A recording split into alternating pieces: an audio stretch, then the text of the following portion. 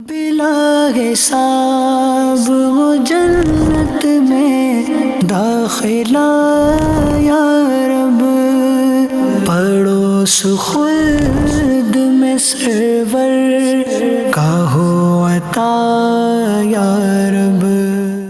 الحمدللہ رب العالمین والصلاة والسلام علی سید المرسلین، اما بعد فاعوذ باللہ من الشیطان الرجیم، بسم اللہ الرحمن الرحیم۔ FGN چینل کے ناظرین، میرے ساتھ میں مل کے پڑھیے درود پاک۔ الصلاۃ والسلام علیکہ یا رسول اللہ، الصلاۃ والسلام علیکہ یا نبی اللہ، الصلاۃ والسلام علیکہ یا حبیب اللہ، وعلی آلکہ واصحابکہ یا نور اللہ۔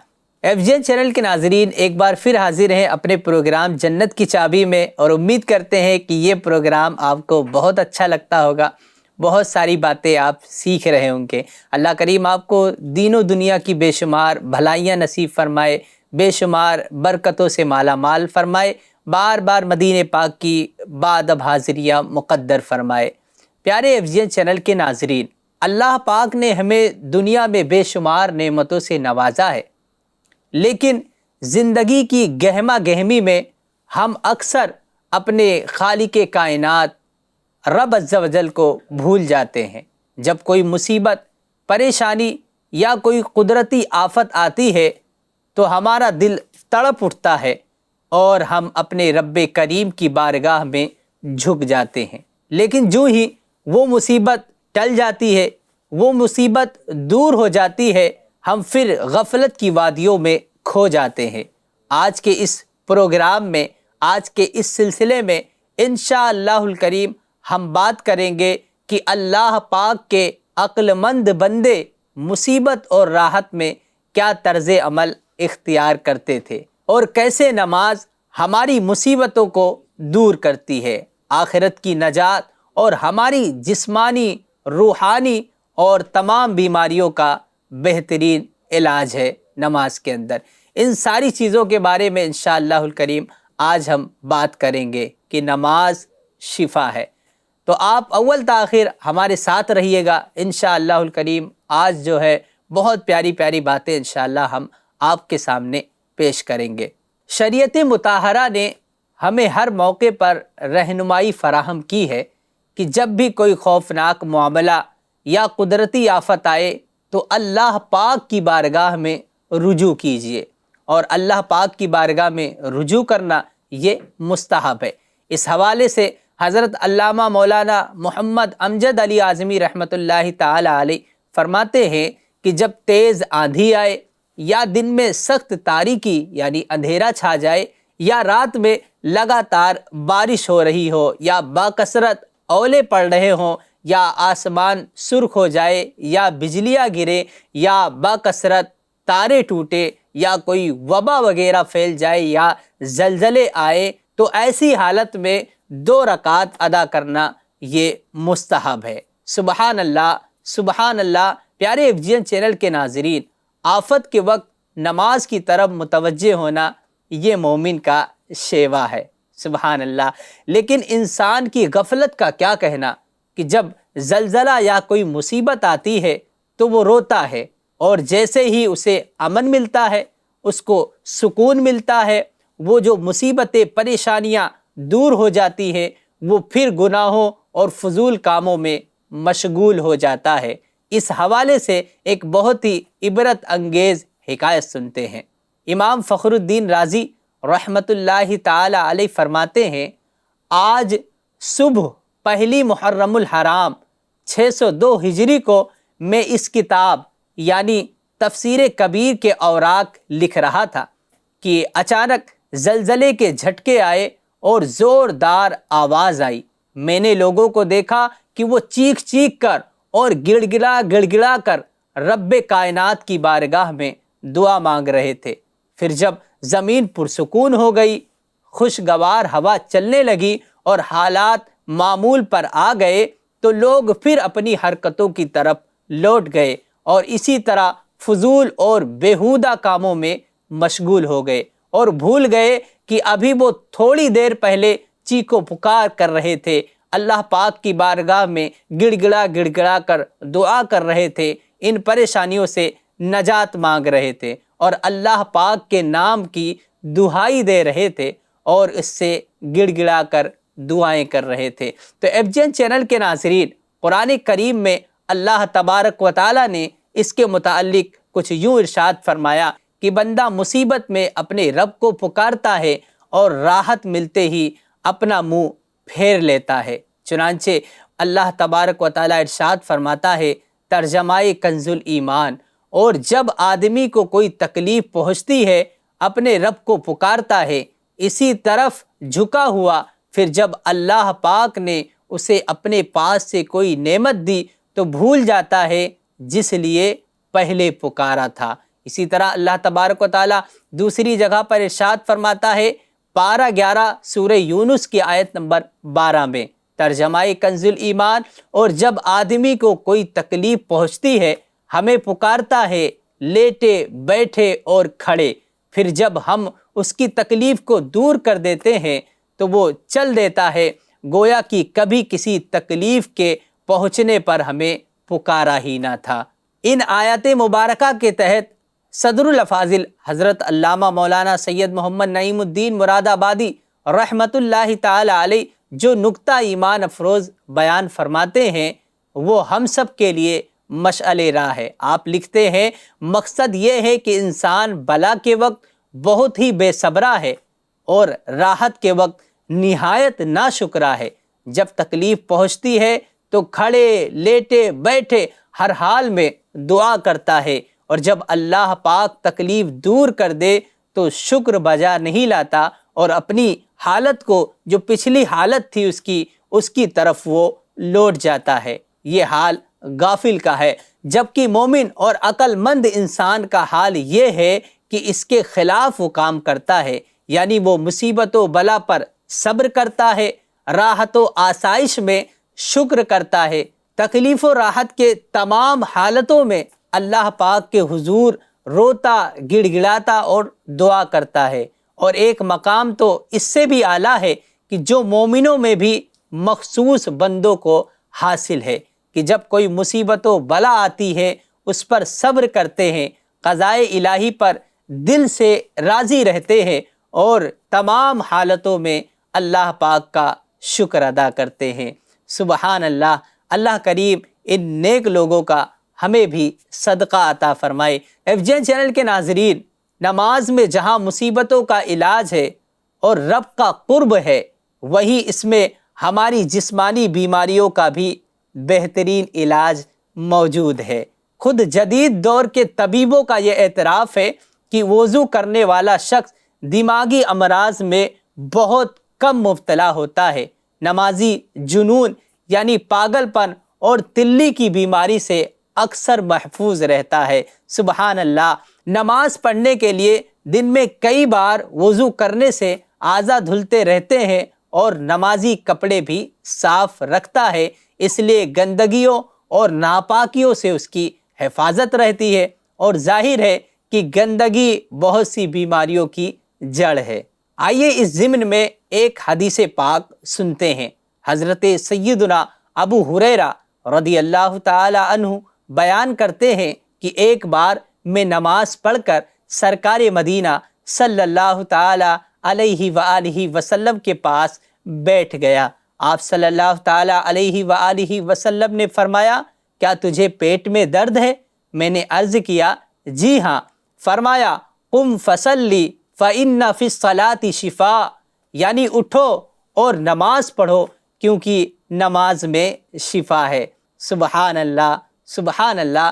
کسی شاعر نے کیا خوب کہا ہے، بے عدد امراض سے محفوظ رکھے گی تمہیں، بے عدد امراض سے محفوظ رکھے گی تمہیں، حق سے دلوائے گی صحت تم پڑھو دل سے نماز، حق سے دلوائے گی صحت تم پڑھو دل سے نماز۔ صلو علی الحبیب صلی اللہ تعالی علی محمد صلی اللہ تعالی علیہ وآلہ وسلم۔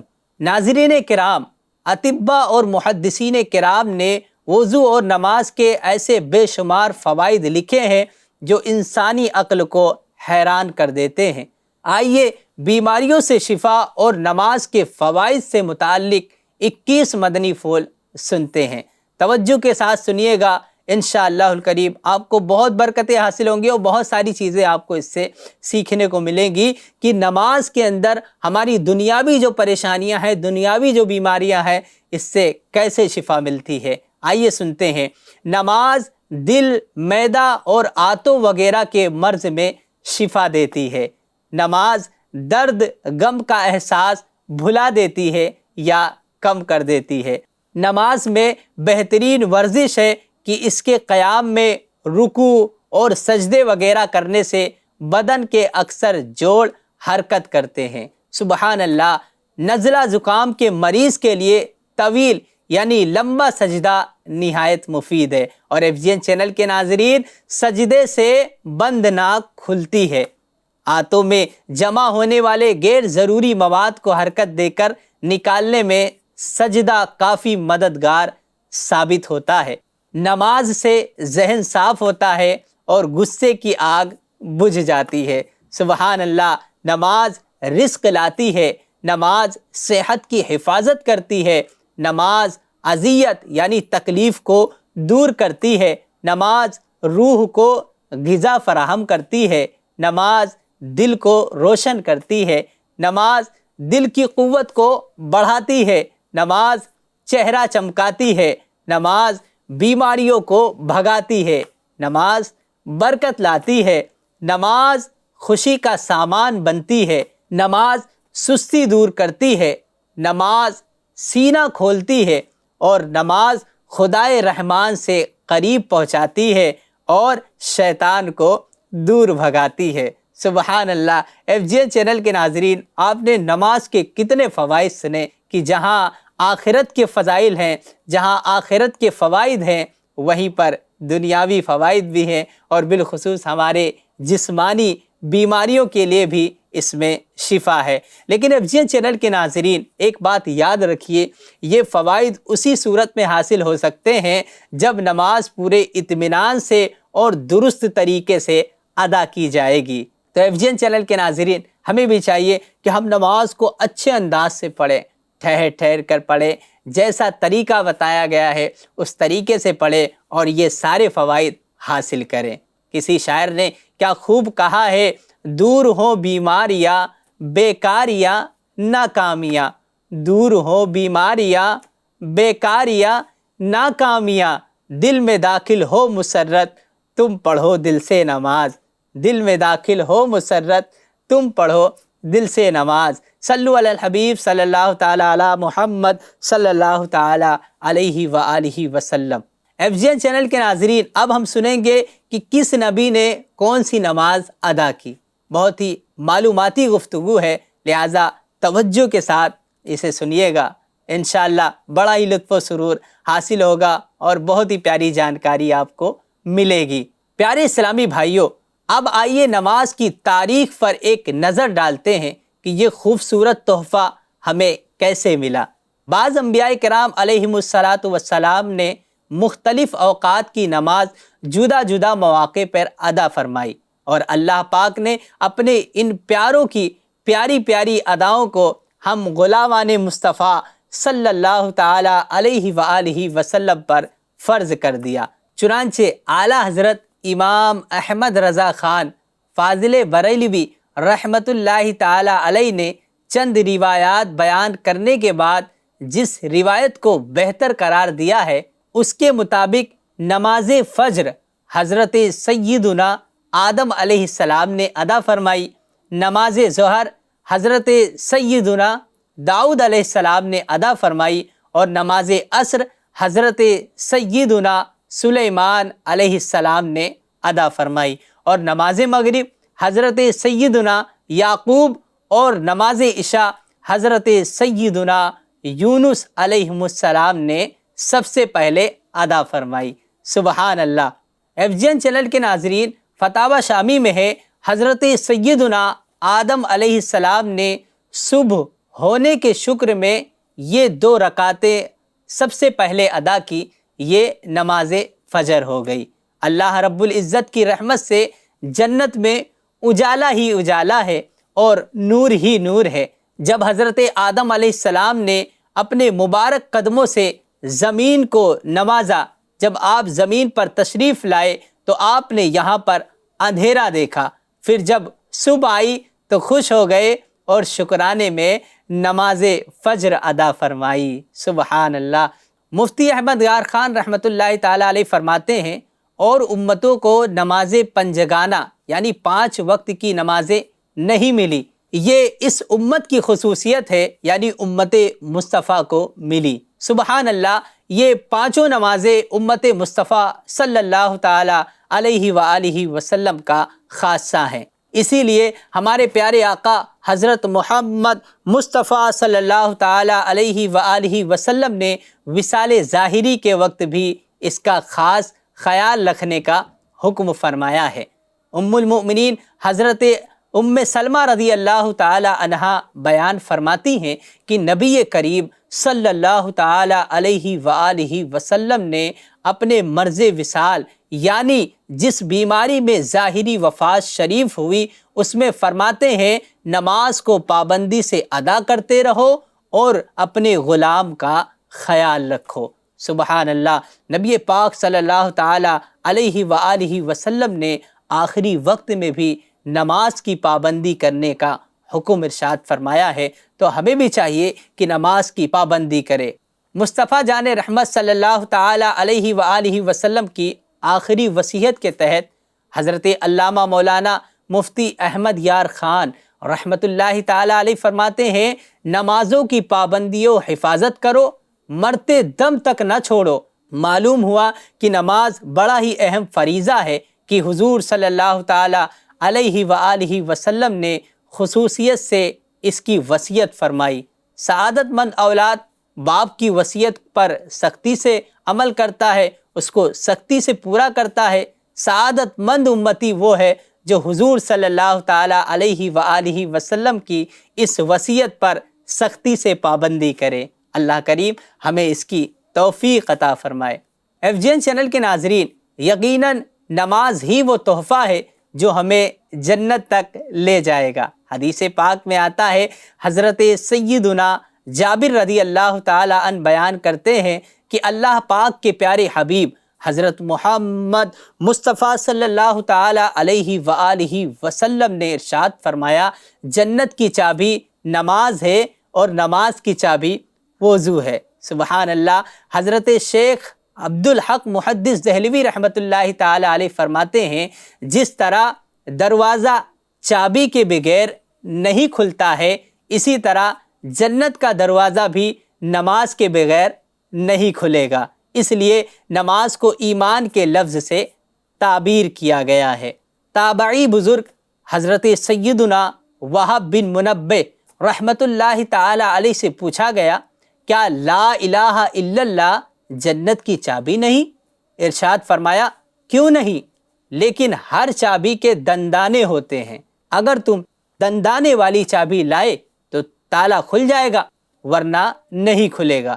صحابی ابن صحابی حضرت سیدنا عبداللہ بن عباس رضی اللہ تعالی عنہ سے جب حضرت سیدنا وہب بن منبہ رحمۃ اللہ تعالی علیہ کی یہ بات ذکر کی گئی تو آپ نے ارشاد فرمایا، وہب نے سچ کہا، کیا میں تمہیں ان دندانوں کے بارے میں نہ بتاؤں کہ وہ کیا ہے؟ پھر آپ نے نماز، زکوٰۃ اور احکام اسلام بیان فرمائے۔ سبحان اللہ۔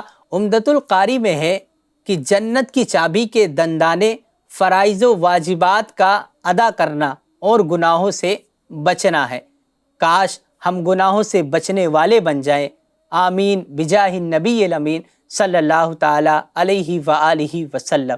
FGN چینل کے ناظرین، اب چونکہ معلوم ہوا کہ نماز کی چابی وضو ہے، تو چابی کا درست ہونا بھی ضروری ہے، ورنہ تالا نہیں کھلے گا۔ وضو بہت توجہ سے کرنا چاہیے تاکہ اس کا کوئی فرض بلکہ سنت بھی نہ رہ جائے۔ دیکھیے نا کہ اگر کوئی صرف 250 گرام دودھ بھی گرم کرنے کے لیے چولہے پہ رکھتا ہے تو چوکنا رہتا ہے، کیونکہ وہ جانتا ہے کہ اگر میں نے غفلت کی تو دودھ ابل کر ضائع ہو سکتا ہے۔ معمولی سے نقصان سے بچنے کے لیے تو انسان برابر دھیان رکھتا ہے، مگر افسوس آج کل جلد بازی اور غفلت کے سبب اکثر لوگ وضو کی سنتوں کا خیال نہیں رکھتے، بلکہ بعض اوقات تو فرائض کی بھی پرواہ نہیں کرتے۔ اللہ اکبر۔ کچھ چیزیں میں آپ کے سامنے رکھتا ہوں، مثال کے طور پر کلی میں منہ کے تمام اندرونی حصوں اور دانتوں کی سب کھڑکیوں وغیرہ میں پانی پہنچ جائے اور ناک میں پانی چڑھانے میں نرم باسے یعنی نرم ہڈی تک پہنچ جائے۔ وضو میں اس طرح کلی کرنا اور ناک میں پانی چڑھانا سنت موقدہ ہے اور غسل میں فرض ہے، لیکن اکثر لوگوں کو دیکھا گیا ہے کہ کلی میں جلدی جلدی 3 بار پچ پچ کر لیتے ہیں یا ناک کی نوک پر 3 مرتبہ پانی لگا لیتے ہیں۔ وضو میں 1 آدھ بار ایسا کرنا برا ہے اور اس کی عادت بنانا گناہ ہے، اور اگر غسل میں ایسا کیا جائے تو غسل ہی نہیں ہوگا۔ اسی طرح بہت ساری چیزیں ہیں، جیسے اپنے ہاتھ کو ہم دھلتے ہیں تو ہاتھ کو دھلتے وقت بھی جو ہے ہم پانی لیتے ہیں چلو میں اور ایسے کر کے اس کو جو ہے پانی ڈال لیتے ہیں، اس سے جو ہے کچھ جگہ ہماری چھوٹ جاتی ہے اور اچھے سے جو ہے وہ دھل نہیں پاتا ہے، اس کا بھی خیال رکھنا چاہیے۔ البتہ جتنی چیزیں بھی وضو میں دھلتے ہیں تو ان چیزوں کا خاص خیال رکھنا چاہیے کہ وہ اچھے سے دھل جائیں۔ FGN چینل کے ناظرین، وضو، غسل و نماز کا درست طریقہ سیکھنے اور دنیا و آخرت کی بہت ساری بھلائیاں سمیٹنے کے لیے دعوت اسلامی انڈیا کے دینی ماحول سے ہمیشہ وابستہ رہیے۔ آئیے آپ کو ایک مدنی بہار سناتا ہوں۔ ایک شخص نے اپنی زندگی کا ایک بہت بڑا حصہ علم دین سے دوری کی وجہ سے گناہوں میں گزار دیا۔ ایک دن قریبی گاؤں کے رہائشی ایک مبلغ دعوت اسلامی ان کے گاؤں میں تشریف لائے۔ انہوں نے بعد نماز عصر یعنی عصر کے بعد علاقائی دورہ کیا، یعنی وہاں پر عصر کی نماز پڑھی اور اس کے بعد اس گاؤں کے اطراف میں جا کر وہاں کے لوگوں کو گھر گھر جا کر دکان دکان جا کر اور وہاں کے سارے مسلمانوں کو آپ نے دعوت دی۔ پھر نماز مغرب کے بعد سنتوں بھرا بیان کیا اور بیان کے آخر میں انہوں نے ہفتہ وار سنتوں بھرے اجتماع میں شرکت کی ترغیب دلائی۔ اس اسلامی بھائی نے اجتماع میں شرکت کی نیت کر لی، لیکن وہ جو اجتماع گاہ تھی، جو مدنی مرکز تھا، وہ وہاں سے بہت دور تھا، اس کی وجہ سے وہ اجتماع میں شرکت نہ کر پائے۔ اس وجہ سے سنتوں بھرے اجتماع میں ان کی شرکت نہ ہو سکی۔ اگلے ہفتے پھر وہی اسلامی بھائی تشریف لائے، علاقائی دورہ کیا اور بعد نماز مغرب سنتوں بھرا بیان کیا۔ اسی طرح 1 ماہ گزر گیا لیکن وہ اجتماع میں شریک نہ ہو سکا۔ تیسری بار پھر وہی اسلامی بھائی مدنی قافلے کے ہمراہ گاؤں میں تشریف لائے اور انفرادی کوشش کے ذریعے ان سمیت 3-4 اسلامی بھائیوں کو اجتماع کے لیے تیار کر لیا۔ اس مرتبہ وہ ہفتہ وار سنتوں بھرے اجتماع میں پہنچنے میں کامیاب ہو گئے۔ سنتوں بھرے بیان کے بعد ذکر اور دعا کے دوران گریہ و زاری کے رقت انگیز مناظر کو دیکھ کر وہ بھی رونے لگے، ان کو بھی رونا آ گیا۔ اجتماع کی برکت ہاتھوں ہاتھ ظاہر ہوئی اور انہوں نے یہ عزم کیا، یہ ارادہ کیا کہ انشاءاللہ الکریم میں مدنی قافلے میں ضرور سفر کروں گا۔ اگلے ہفتہ وار سنتوں بھرے اجتماع میں وہ اکیلے ہی پہنچ گئے اور اجتماع کے اگلے ہی روز قافلے کے مسافر بن گئے۔ الحمدللہ قافلے میں سفر کرنے کی برکت سے ان کی نماز، وضو، غسل میں پائی جانے والی غلطیاں دور ہوئی اور انہوں نے کئی دعائیں بھی سیکھ لی۔ سبحان اللہ، انہوں نے گناہوں سے توبہ کر کے اپنے آپ کو دینی ماحول میں رنگ لیا۔ جب قافلے سے گھر پلٹے تو سر پر امامے کا تاج بھی جگمگا رہا تھا۔ سبحان اللہ، یہ سب دیکھ کر لوگ حیران تھے کہ اس کے اندر یہ تبدیلیاں کیسے آ گئی۔ کچھ دنوں کے بعد انہوں نے ہمت کر کے مسجد میں فیضان سنت کا درس بھی شروع کر دیا۔ سبحان اللہ، درس فیضان سنت کی برکت سے مزید 3 اسلامی بھائیوں نے امام شریف کا تاج سجا لیا۔ اس کے بعد باقاعدگی کے ساتھ وہ ہفتہ وار سنتوں بھرے اجتماع میں شرکت کرنے لگے اور رفتہ رفتہ ان کے گاؤں میں بھی مدنی کاموں کی مدنی بہار آ گئی۔ سبحان اللہ۔ تو FGN چینل کے ناظرین، آپ بھی دعوت اسلامی انڈیا کے تحت آپ مدنی قافلے میں سفر کیجئے، انشاءاللہ الکریم وہاں پر آپ کو بہت ساری باتیں سیکھنے کو ملیں گی۔ آؤ مدنی قافلے میں ہم کریں مل کر سفر، سنتیں سیکھیں گے اس میں انشاءاللہ سر بسر۔ صلو علی الحبیب صلی اللہ تعالی علی محمد صلی اللہ تعالی علیہ وآلہ وسلم۔ پیارے FGN چینل کے ناظرین، آپ نے دیکھا کہ نماز دل کا سکون ہے، گناہوں کا کفارہ ہے اور بیماریوں سے شفا ہے۔ آج کے پروگرام کا وقت ختم ہوا، انشاءاللہ الکریم پھر ملیں گے ایک نئے ایپیسوڈ میں۔